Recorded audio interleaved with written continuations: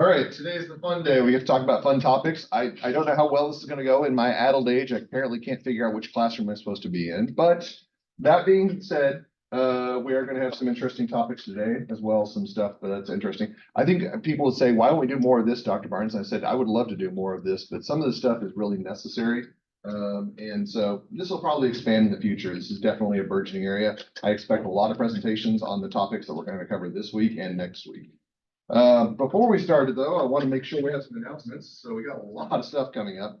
As I mentioned, group talk or group presentation topics. We're still missing a few groups that have not selected topics. Please let me know by the beginning class on Friday what topic your group would like to present on. If you don't select one, I'll select one for you. And I don't mean that as a negative. I'm just saying that I just want to get this resolved. Also, you start thinking about when your group would like to present. It will be the last week of classes. There will be 2 groups presenting on Monday, 2 groups presenting on Wednesday, and 1 group presenting on Friday. So those are the presentation date availabilities. If you have a strong preference, you might want to reach out to me because it's first come, first served. We are doing chapter 12 lecture today. As the schedule says, which I'll pick up the schedule, our homework for chapter 12 is due on Friday. So we're doing a quick turnaround on homework again. So you only have 2 days as opposed to the normal 4. And we'll do our Excel class on Friday. Also, as a reminder, next Wednesday, we've got Nishant Baharia coming in to present. Assigned to that, I gave you all some questions to ask about our presenter. I think that's something that most everybody in the class still needs to complete. So please remember that it's an assignment you need to do. In addition to that, it should not take too much time, 5 to 10 minutes of your time to come up with 3 thoughtful questions that you can be prepared to ask our presenter. That is due before class on next Wednesday. So please make sure you take care of that.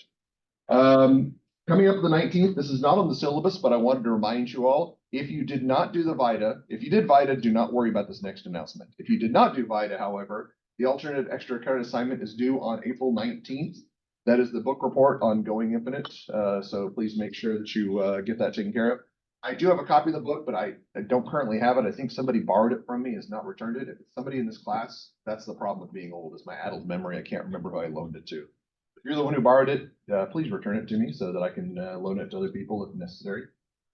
And then, yeah, so last things I want to remind you of, this is on the syllabus, is that your instructor professional business assignments are due on the 22nd, as well as your professional interactions. There will be 2 professional interaction opportunities coming up in the very near future. One of those is, I believe, tomorrow afternoon from 4 to 6 p.m. over in Violet Hall 1000. I think it's actually only 4 to 5:30, but there's a networking event shortly after, which is a professional interaction, so it's a good opportunity to develop your networks. And then there's going to be another one with our speaker next Thursday from 4 to 5:30 as well. So if you can make one of those, that'd be great. That would be an opportunity for you to take care of the professional interaction obligation. And then the instructor professional visit, I think about 2/3 of the class have met with me, and I very much enjoyed the conversations.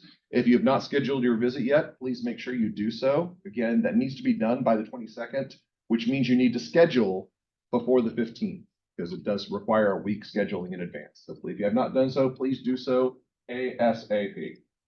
That was a lot of announcements. So hopefully you kept all that. And if you didn't catch any of that, this is going to YouTube, so you can catch in the medium there. All right, let's go ahead and start talking today about some fun topics. We're finally to the fun topics in this course. You know, no more UML diagrams unless you're taking the final. No more UML diagrams. We're going to talk about blockchain and AI automation. And so let's go start out talking about blockchain. And so I wanted to share something with you. I'm going to share a few memes because I love memes. But some things that I put together with respect to these topics. So as you know, the book report that you all are doing for the alternate extra credit assignment is about Going Infinite by Michael Lewis. And I actually posted this to Facebook after I listened to the book the first time, because I was just thinking to myself, an accountant would have solved all these problems. So if you're familiar with Parks and Recreation, I stole a piece from that from Parks and Recreation where they're talking and basically says, accountants, you have to keep detailed financial records. And then Aziz is, I'm sorry, playing the role of Sam Bankman-Fried says, I think we know what we're doing. Don't forget to grab a free tungsten cube on your way out. Which, unless you've read the book, if you haven't read the book, it's like, okay, that's hilarious, Dr. Barnes. Sarcastically, okay? If you have read the book, and you're like, okay, that's hilarious, Dr. Barnes, realistically, okay? So yeah, when we talk about blockchain, obviously that's a foundation for crypto assets, or more specifically cryptocurrency. So an interesting conversation to be had there. But the origins of blockchain are pretty subtle. So it's actually came from this idea of Bitcoin, which was a white paper by Satoshi Nakamoto called Bitcoin, a peer-to-peer electronic cash system. Now you'll notice I put that in quotation marks. Satoshi Nakamoto is not a real person, or at least it is a real person, but that's not that individual's name. It's suspected that this is an individual that wanted to get this out there but didn't want to use their real name, or it's a group of individuals that were working on it together. It's Satoshi Nakamoto. It was a pseudonym. And the idea behind this working paper, this white paper, was that an idea for a distributed ledger system that could be utilized for peer-to-peer payments. So you all know how the way the system works right now. If you have any type of payment that is not cash payment, then you have to work through an intermediary. And the idea being is that there's going to be some group that's going to handle payment on your behalf. So if you talk about writing a check, then the bank is going to cash the check for you. If you talk about using a credit card, the credit card company is working there. And that's called a trust-based system, because you as the consumer, you as the one who's actually got those funds, you're putting trust in that intermediary to do your job. And the idea behind this is the distributed ledger system could result in a trustless system. Trustless system meaning that there's not an intermediary, there's not a middle party that you have to put your trust into. And so this is going to be based on an online system that's peer-to-peer, which peer-to-peer means that the two parties deal directly with one another. They don't have any party that's in the middle, like the credit card companies or the banks. And so it's a very interesting concept that was kind of the foundation of this was way back 16 years ago in 2008. It was a fascinating idea. And one of the things that he introduced in this, or that they introduced in this, is this idea of resource-intensive mining. And if you're not familiar with Bitcoin, this is true for a lot of cryptocurrencies, but Bitcoin was kind of the basis for this, is that in order to put more Bitcoin into circulation, there has to be mining performed, which is basically an algorithm that has to be solved by computers. And once you solve the algorithm, you get a Bitcoin. And there's a lot of focus on this nowadays. They have to have these really powerful systems that consume a lot of electricity, a lot of energy. And there's a lot of concern about this Bitcoin mining and cryptocurrency mining is causing more hazard to the environment than some of these corporations that are notorious for that. That being said, the idea was pretty sound, is that we don't want to have just Bitcoin just go into circulation willy-nilly and kind of go into inflation and bankrupt the economy. They wanted to be released slowly over time. So it was an innovative idea, but I don't think there was enough foresight in what that could actually do from that perspective. Anyway, idea being is that we want to eliminate the middlemen. That was kind of the big part. Now, there's an interesting aspect to this, which I'm not going to go into. There's been some question about the evolution of Bitcoin, the evolution of cryptocurrencies, as whether they're truly trustless systems anymore.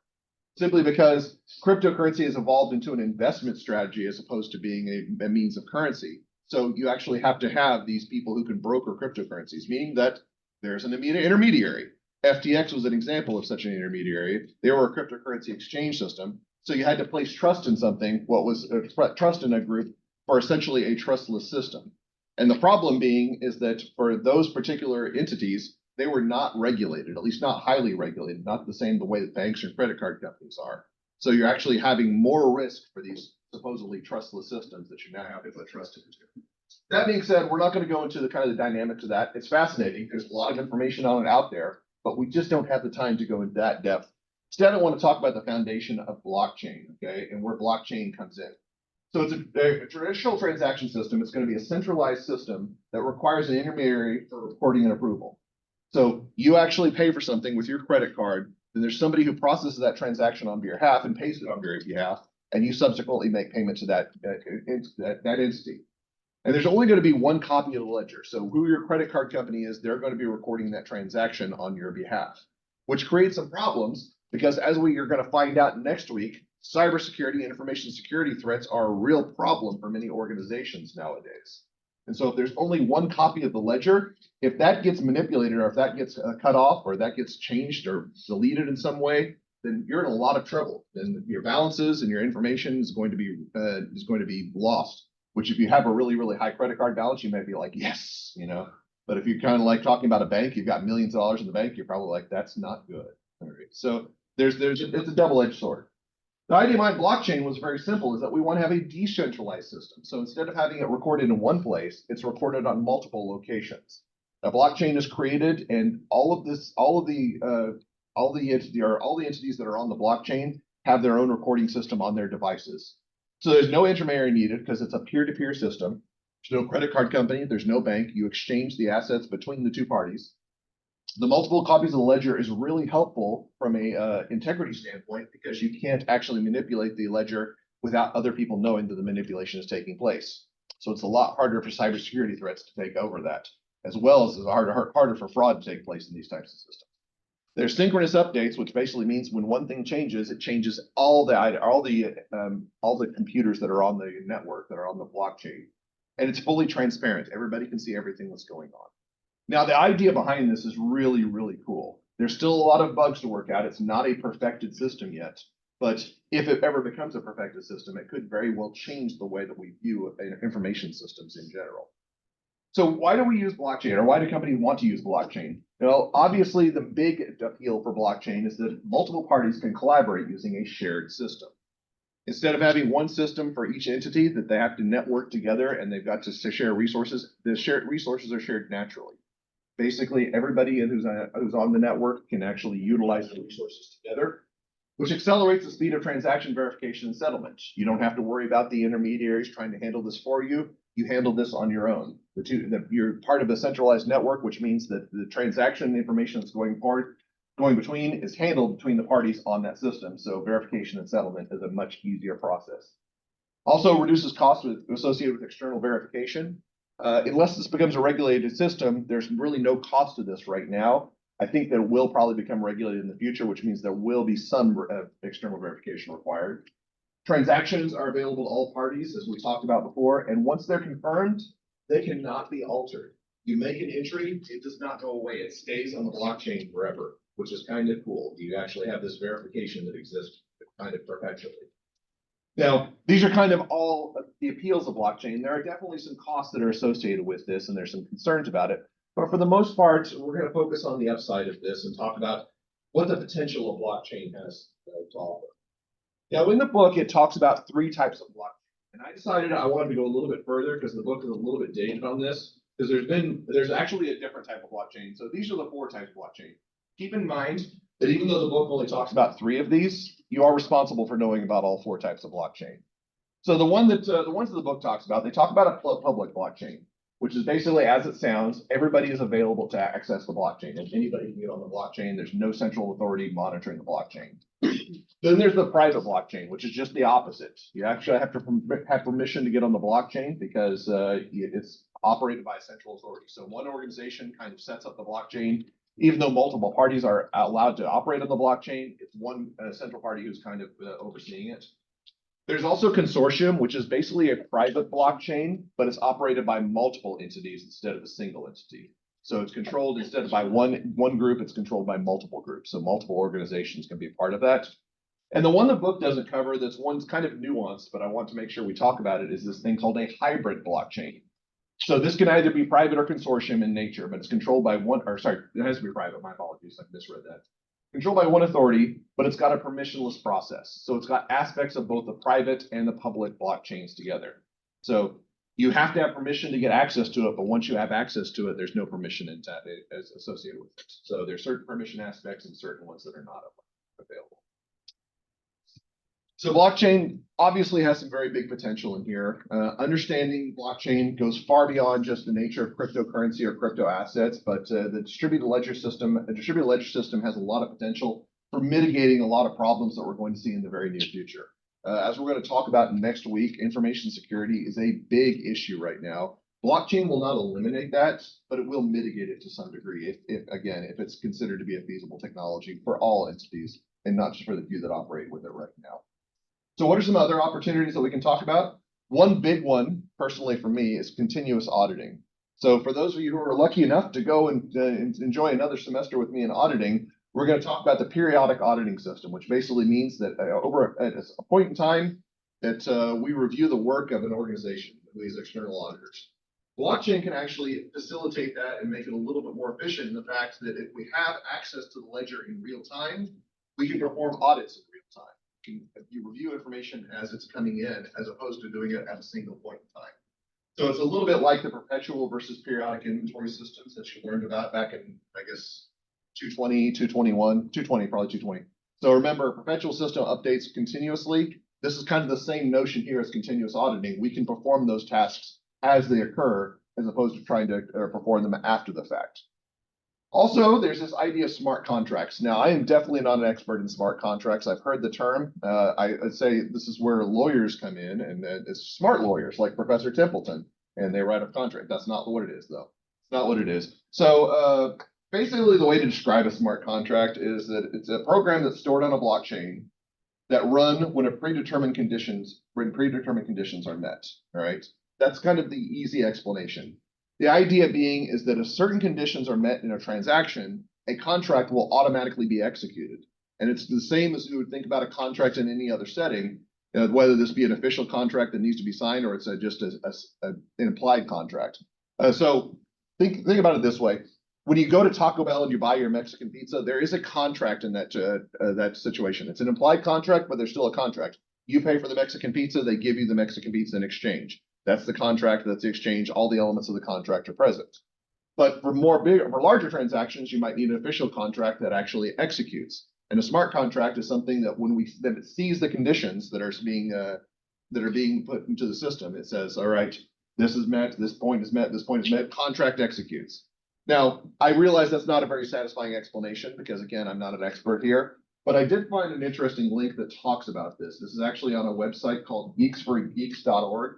It talks about smart contracts and blockchain at a lot more detail. I read through this. I understood about maybe 25% of it, okay? The words I all understood, but the order of the words was a really challenging part.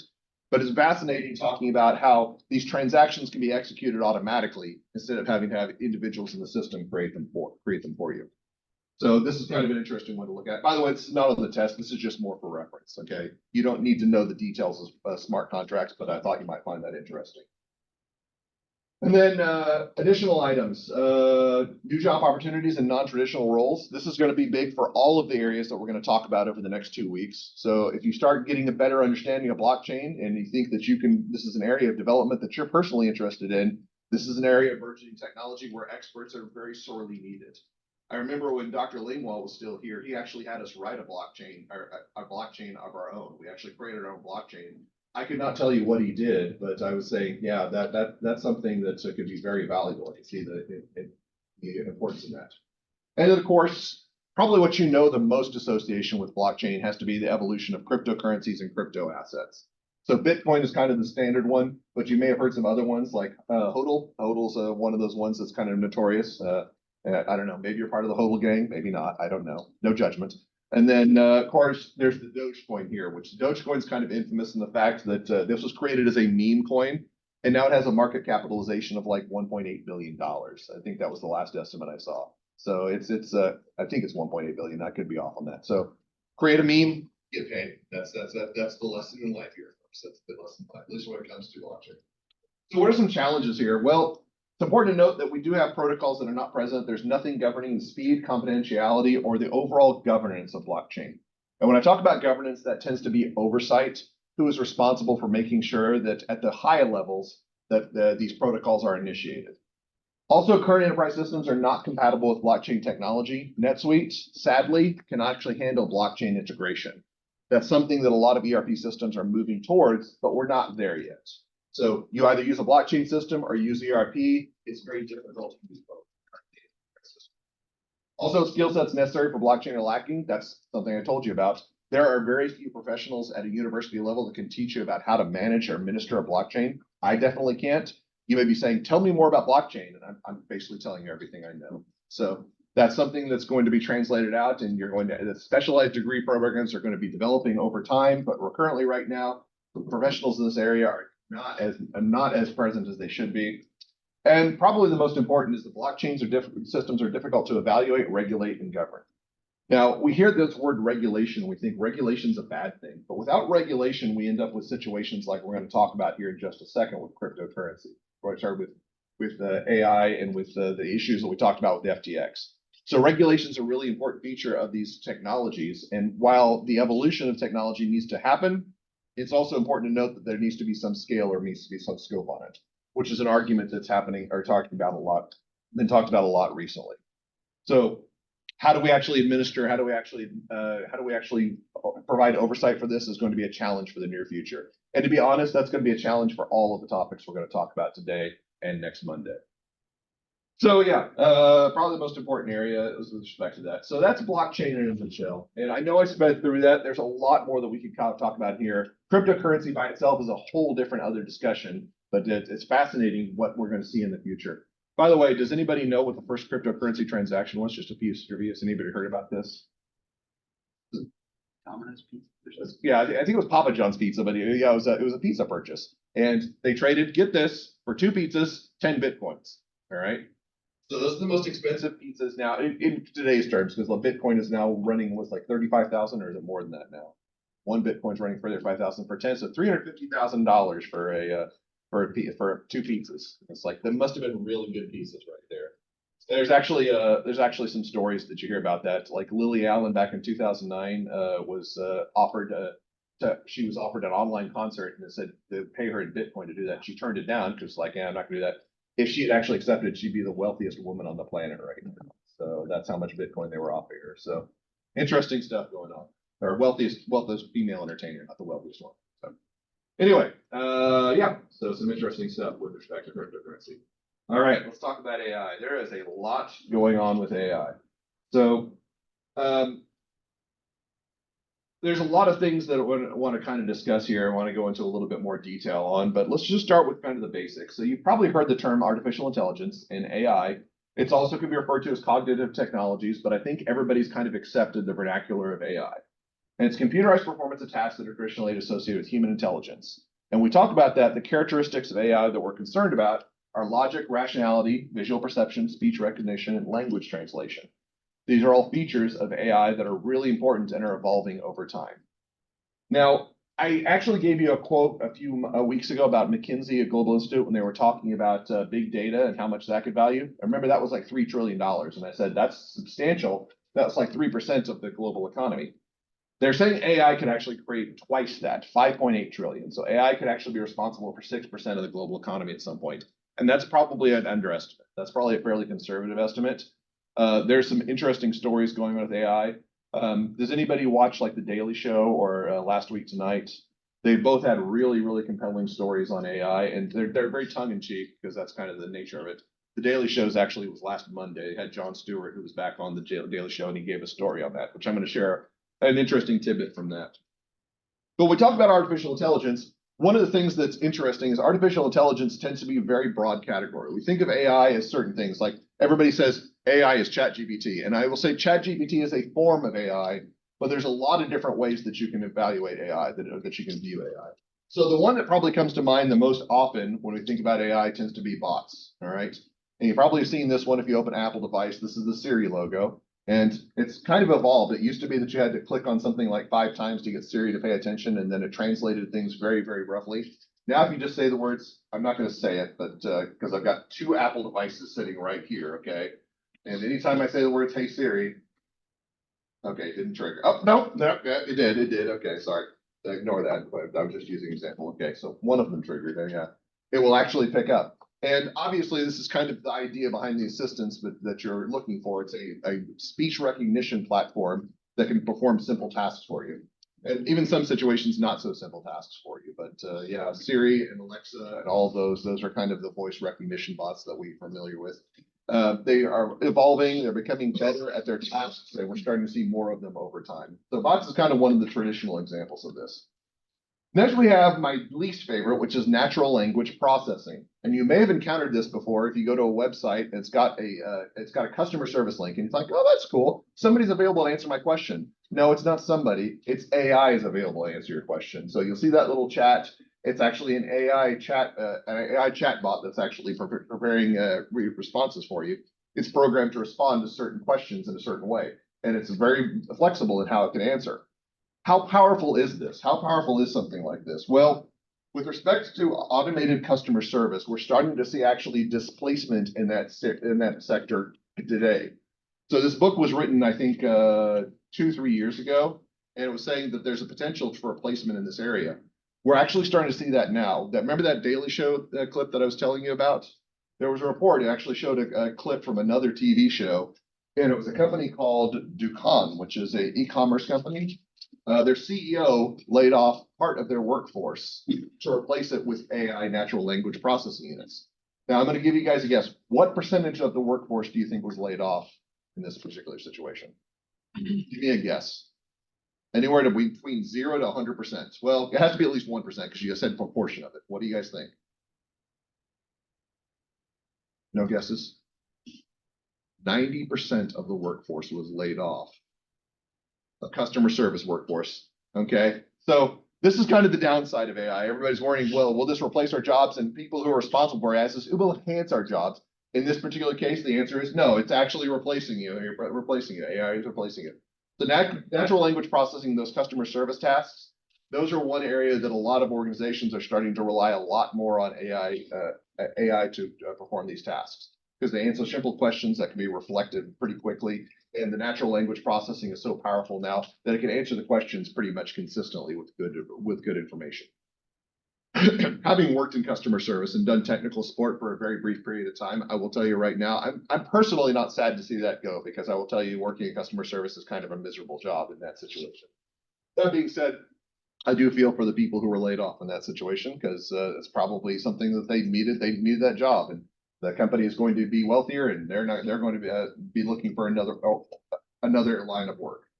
But something that's a little bit happier, that's going to be more relevant to you all in this room, is our third type of artificial intelligence called robotic process automation, or RPA. So this slide kind of defines what it is. So the robotic is basically an entity which has the capability to mimic human actions. Process is saying that it walks through a sequence of steps that lead to a meaningful task or known as a process. And the automation is something that happens automatically without human intervention, which sounds a lot like smart contracts. And I will say that there's a lot of association there. There's a lot of similarity in that particular context. With robotic process automation, though, it exists outside of a blockchain. We can actually perform these types of tasks now using AI, which for accounting and business students, this is going to be something you will see in the very near future. It's really, really cool because this means that things that you're learning right now, you won't necessarily have to do in the real world because RPA will be able to do those tasks for you. What's a good example of this? Data entry. Has anybody had to do data entry in one of their courses? It is a mind-numbing task that you would not ever want to replicate. Now we have robotic process tools that say, all right, this particular page of data, we need you to enter this into Excel, and it will do it for you, and it will do it in a fraction of the time it would take you. So that's something that's a very big upside, not really something that people want to replicate in the real world. And then we finally have our big one, okay? The one that you guys are probably fairly familiar with, machine learning, okay? And you'll notice I put ChatGPT up here. So a few things I want to talk about. ChatGPT is kind of the precursor to this, but we're already starting to see AI tools evolve outside of that. Something I learned recently is that as people at Truman State who have access to the Microsoft tools, we have actually open access to Copilot, which is Microsoft's AI tool. One of the nice things is that because we have a partnership with Microsoft, we can actually use Copilot and it does not store our personal data. When you use ChatGPT, you sign up. Any questions you ask ChatGPT are stored on the platform for future use. You use Copilot, their partnership agreement says that they don't store that additional information. So it's a little bit more secure, which again, as we're going to talk about next week, information security, pretty important. So Copilot's kind of a nice little addition. I played around with both of them. I've had some fun with ChatGPT. And so I wanted to share some things with you. So first of all, it's important to note that ChatGPT is not a true generative AI. It's getting to the point where it's going to resemble generative AI. But basically, it's a replicative AI, and we'll talk about how machine learning works with ChatGPT. But yeah, I had some fun with it when I started using it last year. And keep in mind that what I'm about to show you, these are early versions of ChatGPT as evolved. But some of my accounting friends asked some questions. So in accounting, when you buy equipment with cash, what do you credit? And you can see ChatGPT's answer: debit cash, credit equipment. Okay. So anybody see a problem with that? Yeah, you would do the other way around. It's the debit equipment, credit, cash. Yeah. So yeah, ChatGPT got a pretty basic accounting equation wrong. So saw that. All right. Well, maybe you didn't enjoy that. Okay, but I've got more for you. All right. So here we go. I need to depreciate land. What's the journal entry? ChatGPT comes back with very, very big confidence, says, okay, debit accumulated depreciation, credit land account. All right. So now we have a definitive answer how to depreciate land. There's only one problem with that. We don't depreciate land. Yeah, land is a non-depreciable asset. Also, you would note that accumulated depreciation will be credited here if there was a depreciation entry, because that's a contra asset. Okay. So again, as an accountant, I find this hilarious, but hopefully you guys will engage in my humor at some point. All right, I'm going to do something. If you didn't find that funny, maybe you'll find this funny. This is something that I actually asked ChatGPT. This is a Facebook post. So ChatGPT will change or ever change the profession of auditing. This is an actual quote from Wall Street Journal. So me, an auditing instructor using ChatGPT, I said, explain agency theory to me in the style of a pirate. This is an actual request I made of ChatGPT. I said, explain agency theory to me in the style of a pirate. And it did, okay? And it was a really good response too, okay? It actually talked about as a pirate that your crew and you have actually different incentives. And sometimes they just want to actually have a share of the booty, but you got to get back to shore safely. So you've got to be in command, and you're going to be the captain in charge.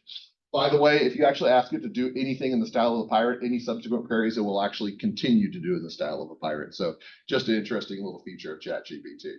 But yeah, this is one of those ones that I was personally pleased with. Both myself asking that question and another fact that ChatGPT gave me such a great response.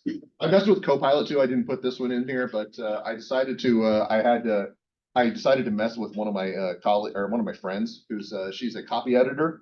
And she's a big fan of the old band INXS back from the 1980s, 1990s. And so what I did is I had it write a song in the style of INXS, but then I also had it replace all instances of YOU apostrophe RE with YOUR, which is a person, if you're a grammar nut like she is just like a cringe moment, you know? So yeah, then I emailed the song to her. It was great. So yeah, a lot of fun stuff you can do and a lot of there's definitely productive stuff you can do, but this is kind of the fun stuff with ChatGPT that you get to explore.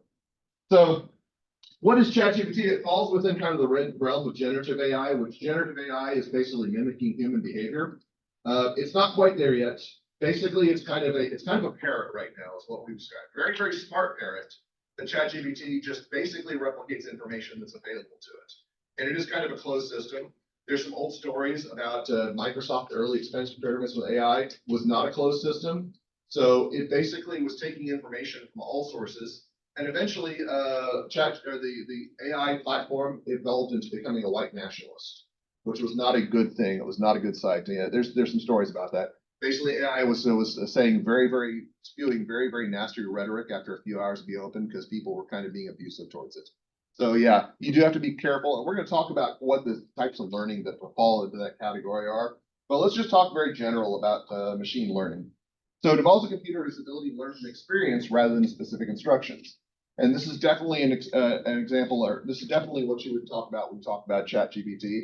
ChatGPT, it evolved over time. Those questions that I showed you earlier, it actually answers those questions correctly now, because it learned from its experience. People said, no, that's not correct. You need to reverse your journal entries. And ChatGPT is very polite, says, I'm sorry, you're absolutely correct, and then does it correctly.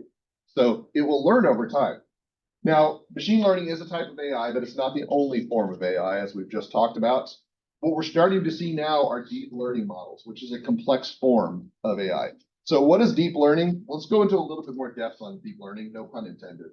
Deep learning involves a system of neural networks, which are the engines of machine learning. And so I'm not going to say that I have any knowledge about this other than kind of at a cursory level, but a neural network is supposed to emulate human interactions with the brain, the way that information transfers across the human brain. A neural network is supposed to emulate that. But it's a mathematical model that converts inputs and outputs to predictions. So inputs to outputs and predictions. And if you think about that, that's what we do as human beings, is that we receive an input and then we respond to it, have an output. Kind of the same idea, but at a much more complicated level. Now, complex multi-layer neural networks that actually so we're talking about things just beyond basic machine learning, they enable deep learning. They allow machines to solve sophisticated problems, but they also create a lot of significant model complexity. So one of the issues that a lot of scientists in this area have said is that in order to be able to solve the problems that we want AI to be able to answer, we have to create these models. But the issue is that it becomes so complex, there's no disentanglement. That these AI platforms evolve to the point where they start operating independently. That's a lot of concern. I'm sure you're probably familiar with this. You're probably familiar with like a Terminator series and talk about machines taking over the world. That's something AI scientists have legitimate fears of. Not so much that there will be Terminators in the future, but more along the lines of that when you have a deep learning activity, you have a deep learning model that because it's so evolved, there's no way to actually back it up and say, no, what you're doing is incorrect. It will actually come up with instructions on its own. It will develop patterns on its own. And some of those patterns could say, it is a good idea to launch a nuclear missile at an opposing country, which obviously we as humans know it's not a good idea, but we don't necessarily operate in the same boundaries of ethics with respect to learning. So that's something that's a very big concern, and that's an area that is taking a lot of prominence nowadays. From our perspective, though, let's talk about some machine learning applications, okay? So they're designed to perform one of two tasks. And keep in mind, when I talk about these two tasks, they can be integrated. It doesn't necessarily have to be and or it doesn't have to be, it has to be or, it can be and. So classification basically is seeking to assign levels, dividing input into output groups. So an easy way to answer this is say, ask it a yes or no question. So classification, is this correct? Is this not correct? It also can actually do the things that we can think of like spam filters on our email. It can identify is a particular email a piece of spam or not, based on characteristics that is identified with spam emails. I will say that that this is something personally interesting with respect to machine learning on spam filters. We as humans have evolved and gotten a lot more clever about how to bypass spam filters. So this is something that it's going to have to evolve to it as well. But classification is kind of the first one, and we think about it as an attribute set. Classification basically seeks to identify an attribute and whether that attribute exists. The other one is going to be called regression, and this is where we seek to predict real numbers. And you probably are familiar with this already if you've taken a statistics class. This is looking at information and variables and saying, based on the pattern that's listed, what is my result going to be? So an example would be, based on conditions that we observe, what will be the price of a house or the revenue in the next quarter? Now, why do I actually state that this is really important to note that these can be disentangled? Well, part of the reason for that is the fact that there are multiple types of machine learning that can be evolved from these two types, depending on the level that each one takes. So when we talk about machine learning applications, we've actually got 5 different categories or 5 different families, okay? Now, two-class classification is pretty straightforward. That's just a simple classification. It doesn't involve any regression, but it's trying to say is A or B. Example of a business question we might use in this area: would a toy break in 30 days, or does a 20% discount code attract more customers? So the answer again are just yes or no, looking for a particular attribute in the situation.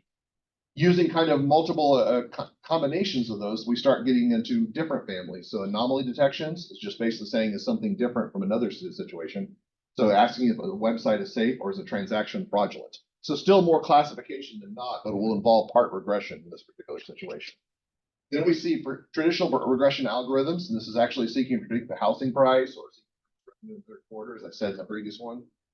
And then clustering algorithms involve integration of both. And these are basically saying, how are things alike? What are the patterns that are represented there? And then finally, reinforcement learning algorithms, which are kind of the most, out of all of these 5 families, are probably the most complex. And this is similar to what we would think about when we talk about prescriptive analytics, is saying, based on what I think is going to happen, what do I do next? Okay, so we're starting to see this integration in a lot of smart mechanical devices. So like self-driving, basically our car says, what is my next step after stopping at the stoplight? Or game playing, trying to see how do I respond in a particular situation. So this is a complex level of AI that's been evolving over time, complex level of machine learning. Now, what I kind of want to focus on with respect to machine learning is I want to talk about kind of the different levels of learning that it's capable of. And these are going to vary depending on what the goal of the tool is supposed to be. So the first one is going to be a supervised learning tool. And the idea behind a supervised learning tool is that you basically know what the output should be, and you evaluate the effectiveness of the machine learning tool based on what the results of that output are going to be. So this is like saying, all right, ChatGPT, what is 2 + 2? We all in this room know what 2 + 2 is. So we can ask, we know what the answer is, what is the response supposed to be? And we can supervise it. If ChatGPT says the answer is 5, we can say, no, the answer is 4, and walk it through those patterns to make sure that we understand it. The next one's going to be unsupervised learning. This is using more unstructured data where the output is unknown. This is a little bit more of the wild, wild west when we talk about how super learning occurs. This is where we say, We don't know what the response will be, but we're going to let it do its own thing. And the problem with unsupervised learning is it's unpredictable. And we can't necessarily say what direction a particular machine learning tool will go. So remember I was talking about the Microsoft AI tool? That was an example of unsupervised learning. Basically, it just absorbed everything in its environment, and the way it was going to react was unpredictable. And like I said, eventually it was spewing white nationalist rhetoric, which is obviously not a good idea. Okay, so unsupervised learning, it can actually learn more, it can actually absorb more information, but there are restrictions on how well it operates based on the parameters that we want it to operate in. We obviously don't want the bad things to happen, we just want the good things to happen. Now, semi-supervised learning is kind of a compromise between these two. It's saying that data are labeled, but some labels may be missing or incorrect. And this is allowing the computer or the machine learning tool to discern the value for the incorrect and missing outputs, which can be very, very helpful when we talk about incomplete data sets. So this is something that we tend to operate on when we talk about business and accounting. We say, is this something that we have complete data on? And if not, we can't perform any analysis. Well, machine learning has said, look, the data is incomplete. Let's see if we can perform some analysis based on what we think the data might be, which goes well beyond what we as normal humans are capable of. So semi-supervised learning has the ability to actually go well beyond what we can do. Again, it is kind of a hybrid of the first two, so there are some concerns, some caveats. We definitely don't want it to go in directions that we can't predict. So we have some structure to it, but it's not fully structured. And then finally, reinforcement learning. This is learning by trial and error. And I would say this is probably where ChatGPT and to some degree Copilot, a lot of the current machine learning tools are at right now. The answer being is that it will actually provide its best estimate of what a response is. So how did I describe ChatGPT earlier? I said that it's like a parrot, a very complex parrot. And so it mimics anything that you put into it. Now, keep in mind, this particular parrot is actually absorbing information from millions, if not billions, of different data sources and kind of creating an amalgamation of all that. Even then, the way that it makes decisions is not always correct, as we saw in that example that I showed you earlier. It said, okay, I'm going to debit cash and credit equipment, which we all obviously know is wrong, okay? But if we actually teach the machine learning tool, it can evolve over time and come up with better information. Now, interesting thing, we've done some analysis of this. I actually did this with my graduate auditing class. We did some analysis of ChatGPT. One thing that's really problematic right now is it's not true learning. One of the problems that it ran into is that it can actually determine if a statement is right or wrong, factually correct or not, but it can't contextualize a statement. So an example would be which of the following is the name of a student in my classroom, okay? And I give it names of people, and it can recognize the fact that these are actually names of individuals. It can say, yes, this is a legitimate person's name, but it can't actually put it in context of whether that person is in my classroom. That's a silly example, but that's what I came up with off my head. I didn't want to share one that was actually relevant to the CPA exam because that's going a little bit beyond. The idea being is that it's still got some work to do before it can come up with true analysis. All right, so this is kind of a summary and an introduction. This is the stepping point, the starting point for many of you in your projects, because I know that a lot of people are going to be presenting on AI. So I didn't want to leave on just that because this is kind of the end of the information for the chapter. So I decided to give you guys a little bit of help. I've got my own GPT subscription. It's only 3.5. I'm thinking about going to 4.0, which is the kind of the higher value model. But I asked 3.5. I said, all right, let's talk a little bit about that. What's some information I can provide? So I said, I'm preparing to teach my accounting information students about artificial intelligence. What is the single most important thing they should know? And ChatGPT, in traditional ChatGPT fashion, told me 5 things. Even though I asked for a single most important thing, it told me 5 things. So talked about AI's role in automation, talked about enhanced decision support, talked about data security and fraud detection, ethical considerations, and continuous learning. And its ultimate concern was basically saying, look, you can be prepared to navigate by understanding all these areas for continued growth and improvement in AIS in the age of artificial intelligence, which seems like kind of a boilerplate answer, and it is. It's a stock answer. But the idea being is that we have not well integrated AI into AIS yet, even though it shares 2 letters. This is something that's going to change over time. By the time you all reach the workforce, it will be there. By the time you're in the middle of the workforce, you're probably closer to my age. It'll be what I'm looking for. It'll be something that's inexorable. It's just not going to go away. It's going to be a fundamental part of the system. So How do we prepare for that? Well, that's good to know. Any words of inspiration for my students? And it had a lot of words of inspiration. It says embrace change, lifelong learning, problem solvers, ethical integrity, which that seems like redundant. Ethical integrity seems to be the same thing. Collaboration, impact to society, resilience, innovation, career evolution, and passion. The ultimate takeaway that it had is that when we're talking about higher level tasks, higher level work that you all will be doing in the real world, you need to be proponents for AI. You need to be able to understand and be able to utilize this at a conceptual level. If you are not able to, then your job may be replaced as well. I do have an unfortunate story in this regard because this is something that was shared with me by a former graduate at Truman State. He was telling me that one of the large Big Four accounting firms, which I'm assuming this is probably going to happen in all the Big Four accounting firms, but they were laying off associates, first and second year associates who had not yet passed the CPA exam. And part of the reason why is they were automating tasks. And if you've not passed the CPA exam, your upward mobility is limited. So because they were automating tasks and having AI take more of it, they had less of a need for people at that level, which is really kind of panicking. You're like, oh my gosh, am I going to lose my job? The answer is no. As long as you are ready to do what's necessary for your job, which basically means that you have to be knowledgeable about these high-level professional tasks. So it's a lot to ask, but there is some very real-world context to this information. All right, we will reconvene on Friday, homework, and next Excel assignment. See you then. One of the kids I'm friends with.